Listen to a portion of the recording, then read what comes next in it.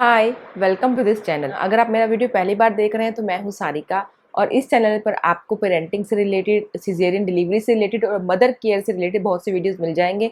तो इस वीडियो में हम बात करने वाले हैं कि सिजेरियन डिलीवरी कैसे की जाती है, कि सिजेरियन डिलीवरी जब होती है तब आपके साथ क्या क्या जो वहाँ पे जो प्रोसेस है वो क्या होता है और यूट्रस पर कितने टांके आते हैं। सबसे पहले बात करते हैं कि सिजेरियन डिलीवरी के टाइम पे आपके साथ क्या क्या होता है। हम पूरे डिटेल में नहीं जाएंगे क्योंकि इस पे एक डिटेल वीडियो मैं ऑलरेडी पहले कर चुकी हूँ।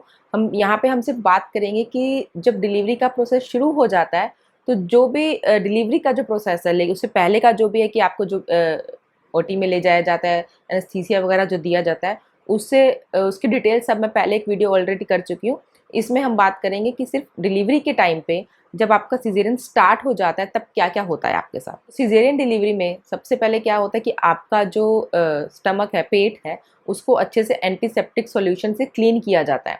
फिर उसके बाद होता है कि आपके लोअर एब्डोमेन में कट लगाया जाता है। जो कट लगाया जाता है वो 7 लेयर्स होती हैं, जैसे कि ऊपर वाली स्किन, उसके अंदर फैट लेयर्स कट की जाती हैं, उसके बाद एब्डोमेन के थ्रू यूट्रस तक पहुंचा जाता है। फिर उसके बाद क्या होता है, जो ब्लैडर होता है उसको पुश किया जाता है नीचे कि यूट्रस पे जब कट लगेगा, जब ये पूरा प्रोसेस होगा डिलीवरी का, बेबी डिलीवरी का, तो उस टाइम पे ब्लैडर को कोई इंजरी ना हो जाए, कुछ नुकसान ना हो जाए, इसलिए ब्लैडर को नीचे पुश किया जाता है। उसके बाद यूट्रस पे कट लगाया जाता है।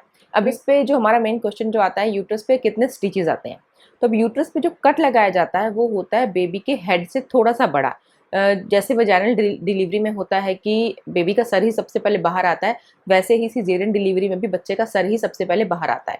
तो उसलिए उससे थोड़ा सा बड़ा कट लगाया जाता है कि बच्चा सर जब बाहर आएगा तो उसके बाद, क्योंकि बच्चे का जो, जब बच्चा डिलीवर होता है ना, जब आपने देखा होगा जो न्यू बॉर्न्स बेबी होते हैं उनका सर सबसे जो भी पूरी बॉडी में जितने भी बॉडी पार्ट्स हैं, सर सबसे बड़ा होता है साइज में। तो इसीलिए उसके थोड़ा सा बड़ा कट लगाया जाता है। फिर उसके बाद बेबी डिलीवर करने के बाद प्लेसेंटा निकाला जाता है।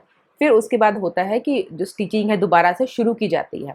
अब यूट्रस पे कितने स्टिच आते हैं, तो सबसे पहले यूट्रस स्टिच होगा, इंटरलॉकिंग करते हैं उसको स्टिच किया जाता है। तो यूट्रस पे अप्रॉक्सीमेटली 10 से 15 स्टिचेस आ जाते हैं और उसके बाद बाकी की जो लेयर्स हैं उनको अप्रॉक्सीमेट करते हुए स्टिच किया जाता है।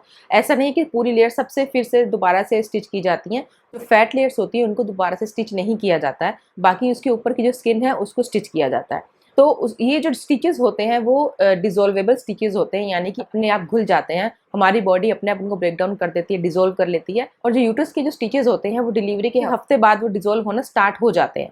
अब यूट्रस पे जो कट लगाया जाता है वो एक तो होता है सिजेरियन डिलीवरी होता है क्लासिक कट, एक होता है बिकनी कट। क्लासिक कट यानी कि जो पहले लगाया जाता था, जो वर्टिकल होता था ऊपर से नीचे। तो यूट्रस पे भी होता था कि अगर ऊपर से जो बाहर के मतलब स्टमक पे जो कट लगा है, तो अगर वो क्लासिक कट है तो उसके बाद यूट्रस पे ऐसा नहीं है कि क्लासिक कट ही लगेगा, वो क्लासिक कट भी लग सकता है यानी ऊपर से नीचे, और साइड टू साइड कट भी लग सकता है जैसा हमें बाहर लगता है। और सेकंड होता है आपको जो लगता है प्यूबिक लाइन के ऊपर जो कट लगता है, यानी कि साइड टू साइड कट, जो आजकल यही लगता है। तो उस टाइम पे यूट्रस पे भी आपको यही ऐसा ही सेम कट दिया जाता है। तो इसमें ये बेनिफिट होता है कि जब आपके ये बिकनी कट लगता है यानी कि साइड टू साइड कट लगता है, तो उसमें ये होता है कि अगर नेक्स्ट प्रेगनेंसी में आपको नॉर्मल डिलीवरी के चांसेस रहते हैं। क्योंकि अगर क्लासिक कट लगता है यूट्रस पे ऊपर से नीचे की तरफ, तो नेक्स्ट डिलीवरी यानी कि नेक्स्ट प्रेगनेंसी में भी आपको सिजेरियन ही करवाना पड़ेगा। क्योंकि उस टाइम पे क्या होता है कि एक तो उसका जो हीलिंग टाइम है वो बढ़ जाता है यूट्रस का, और सेकंड प्रेगनेंसी में जब आप लेबर में जाते हो तो उसके रैप्चर होने के चांसेस बहुत ज़्यादा होते हैं।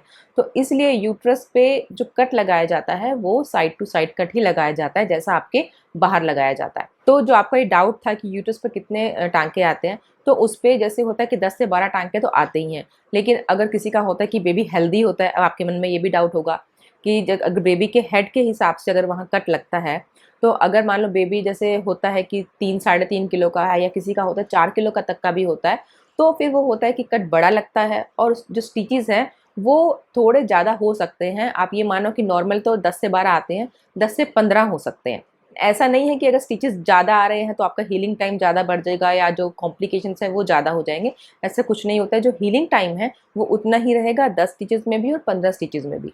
हाँ, ये ज़रूर है कि जो स्टिचेस का जो हीलिंग जो प्रोसेस है वो बहुत डिपेंड करता है कि आपकी केयर कैसी है, आपका रूटीन कैसा है, आपकी डाइट कैसी है, आपकी बॉडी कैसे रिस्पॉन्ड कर रही है, आपका इम्यून सिस्टम कैसा है। तो अब जो बहुत लोगों के मेरे पास ये कमेंट आ रहे थे कि स्टिचेस कितने आते हैं, किस तरह की यूट्रस पर स्टिचेस आते हैं या यूट्रस पर किस तरह का कट लगता है।